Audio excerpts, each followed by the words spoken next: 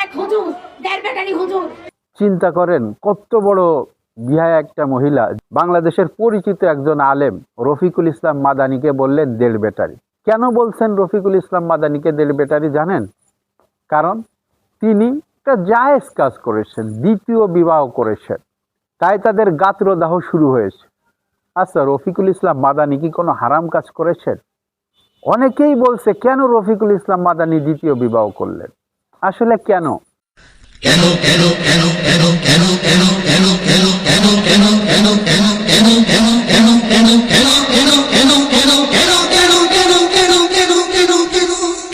এই মুহিব খান তিনি তার কেন গজলে যতবার কেন না বলেছেন তার থেকেও এই সমস্ত বাজে মানুষ কেন বলছেন বেশি যে রফিকুল ইসলাম সাহেব কেন দ্বিতীয় বিবাহ করছেন।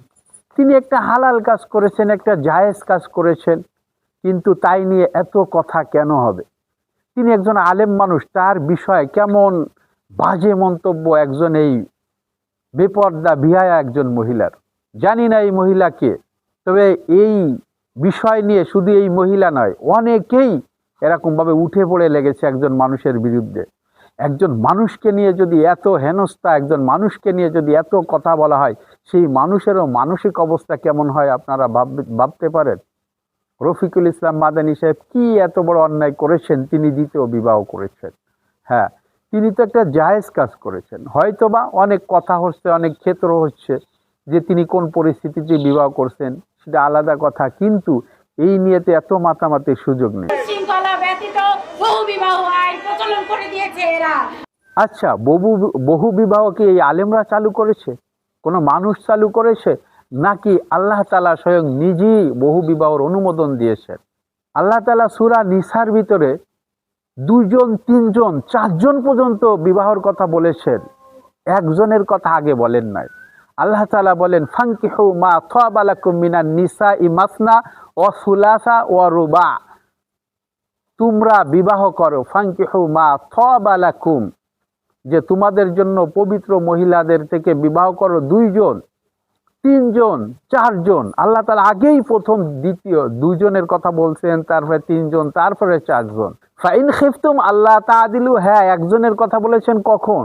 যখন আল্লাহ তাআদিলু, যে যখন তোমরা কি পারবে না, আল্লাহ তাআদিলু ফাওয়াহিদা, যখন তোমরা তাদের মধ্যে সমতা বজায় রাখতে পারবে না, তাদের সাথে যে আচরণে সমতা বজায় রাখতে পারবে না, তাহলে একটা বিবাহ করো।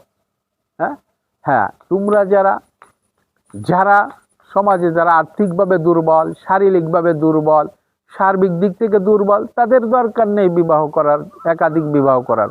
কিন্তু যার সক্ষমতা আছে, যার অর্থনৈতিক স্বাবলম্বিতা আছে, সে যদি দ্বিতীয় তৃতীয় বিবাহ করে তাহলে তো এখানে কথা বলার কোনো সুযোগ নেই। এটাকে যদি কেউ কথা বলে তাহলে সে তো আল্লাহ তাআলার এই কথার উপর, কালামের উপর, কোরআনের উপর সে অভিযোগ স্থাপন করলো, তাহলে কি তার ঈমান থাকবে? নাউজুবিল্লাহ। অতএব আমাদের সাবধান হওয়ার দরকার। আমাদের মধ্যে থেকেও যারা কথাবার্তা বলতেছেন তাদেরও কথায় মাত্রা থাকা দরকার। আল্লাহ তো বলে নাই। আল্লাহ কি বলেছেন? হ্যাঁ বলুন আপনি, আমরা শুনি। আল্লাহ তো বলে নাই নাবালিকা বিয়ে করো, কচি কচি বিয়ে করো। কচি কচি বিয়ে করার জন্য এরা মহিলাদের লেখাপড়া বন্ধ করে দিচ্ছে। কচি কচি বিয়ে করার জন্য এরা মহিলাদেরকে হুজুর বানাচ্ছে। এই কত বড় পিশাচ মহিলা, কত বড় খাটাস মহিলা, দেখেন এতগুলো পুরুষের ভিতর সে কিভাবে বাজে মন্তব্য করতেছেন কচি কচি। আল্লাহ তাআলা কচি কচি বিবাহ করতে বলি নাই। মনে হয় তোমার লোকের সমস্যা, এত মানুষই তোমার হচ্ছে না, তোমার সমস্যা। তুমি বুড়ি, তোমার মতো বুড়ি খাটাস মনে হয় লোক পাচ্ছে না, তাই খুঁজে বলতেছো যে আল্লাহ কচি কচি বিবাহ করতে বলেছেন নাকি। কত বড় নির্লজ্জ বিহায়া হলে এতগুলো পুরুষের মধ্যে একজন মহিলা এইভাবে কথা বলতে পারে। চিন্তা করে দেখেন কত বড় বাজে মহিলা। এরকম একজন খাটাস মহিলা যদি একজন আলেমকে নিয়ে মন্তব্য করে তাহলে সেটা মেনে নেওয়া যায় না। আমি মনে করি ব্যক্তিগতভাবে তার এই বিষয়কে নিয়ে এত তোড়পাড় করা, এত আলোচনা সমালোচনার কোনো বিষয় নাই। তার ব্যক্তিগত জীবন নিয়ে তিনি ভাববেন। সে একটা বিবাহ করবে না 2টা বিবাহ করবে, সেটা তার নিজস্ব ব্যাপার। এ বিষয়ে কারোর অতিরঞ্জিত কোনো কিছু করা মানায় না। সে কেন, সবার বিষয়ে একই বিষয়। অতএব আমরা একজন ব্যক্তির বিষয়ে মন্তব্য করার ক্ষেত্রে আমরা অবশ্যই শালীনতা বজায় রাখবো। আল্লাহ তাআলা আমাদেরকে তৌফিক দান করেন।